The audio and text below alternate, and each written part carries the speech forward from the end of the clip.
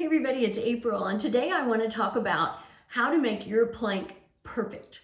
So I am going to start on forearms, and I'll switch around a little bit as we go, I'll talk to you about what that means to even have a perfect plank.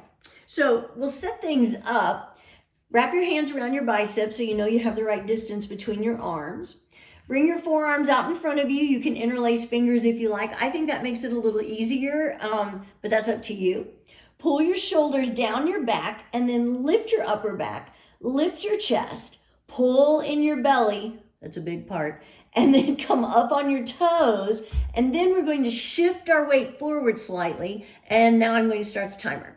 So once you're in your plank, you want to do everything again. Press into the floor again, separate your shoulders so you're actually broadening your upper back, suck in your belly. And again, that's a big part of plank, is pulling in your belly, and then tighten up your glutes, press your heels back a little bit, and you've got it going on. This is a perfect plank. So, and what's perfect about it is everything is engaged. I am pressing my arms into the floor.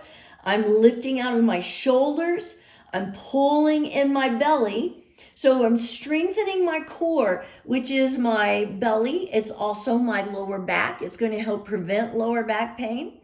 Tightening up my glutes, and I've engaged my legs. So I'm even working on toning my legs. So it doesn't matter. I'm holding this right now for a minute. It doesn't matter how long you hold. Okay, well, now I'm going past a minute. So it doesn't matter how long you hold your plank. What matters is that you're holding it correctly. So for forearm plank, this is what you're wanting. And the biggest mistake people make in forearm plank is they let their hips go up, down, but I see more often their hips are going up. So this is a lot easier. This is a little kind of like a dolphin pose. What's really difficult is having that long line, keeping your hips level, everything engaged. So that's what's going to keep it from being a perfect plank, is having your hips up too high. And that's one reason why I encourage people to plank with their phone or their camera on so they can see what it looks like.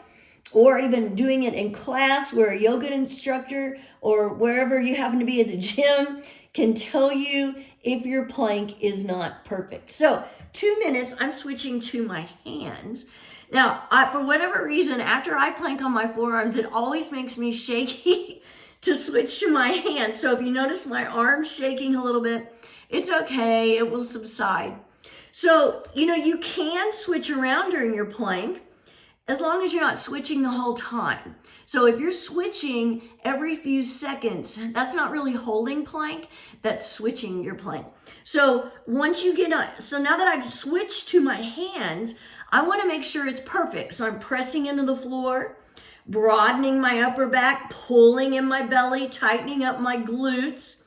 So I've got everything engaged. This is a perfect plank. Doesn't matter how long I hold it.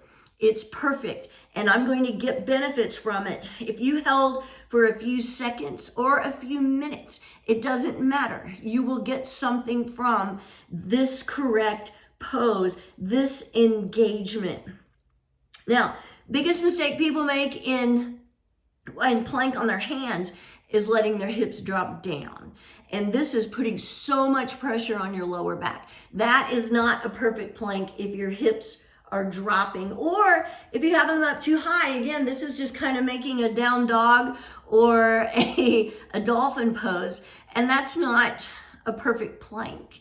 That might be a good dolphin, but it's not going to be a good plank pose. So I'm going to show you side plank. Side plank, you can stack your feet, or you could have your top foot in front of you. Sometimes it's a little wobbly in your side plank, and so you may need to have your foot in front of you for balance. But one thing you don't want to do is collapse into that bottom ankle bone. So think about, this is one reason why we reach our arm up. You're lifting your hips, pressing the sole of your bottom foot toward the floor, so you're not collapsing into your ankle bone. If you're collapsing, the C word, collapsing, is never a good word when you're doing yoga or planking, anything like that. So I'm going to switch to my other side because I don't want to just do one side of my plank. I kind of lost track of my time here, but I think if I do it till 4 minutes and 45 seconds, it'll be about the same. So same thing, I've got my feet stacked. I'm pressing the sole of my bottom foot toward the floor, actively reaching my top arm to the sky, lifting my hips. Because remember, in side plank, you're lifting your hips so you can feel that engagement in your obliques, which is your side abs. So you're actively lifting, reaching that top arm to the sky. If you can't hold side plank very long, that's okay.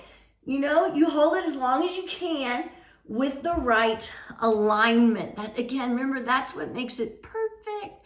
That's how you're going to have a perfect plank. So lately I've been holding till 5:30. I've said I didn't care about holding any longer, but then it kind of happened. And so I've been holding till 5:30. And I will tell you though, when you start holding longer, I got my hair all wonky. When you start holding longer, it makes it easier to hold that amount of time you were holding. So it's kind of psychological. Look, I'm at 5:32. It also makes it easier for me, I've noticed, when I'm talking. I just yap away and the time flies. But really what matters the most is that I'm holding a perfect plank. And that's what matters. Not how long I'm holding, how I'm holding, not the length. It's the form. Okay, work on your perfect plank. Have a great day.